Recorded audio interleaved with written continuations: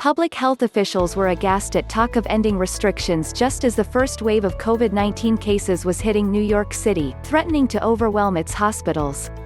But the fundamental question of when and how to lift the nation's shelter-in-place strategy is legitimate.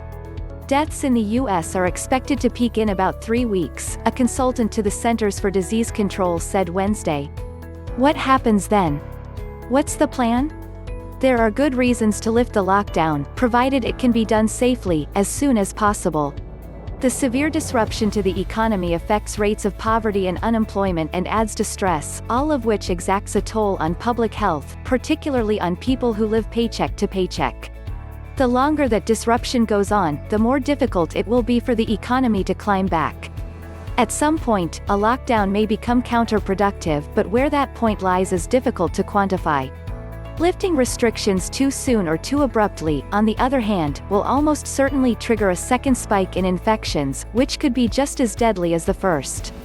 When too many patients fall ill at once, hospitals are overwhelmed and many of the sickest go without treatment, as has been happening in Italy and may happen soon in New York City.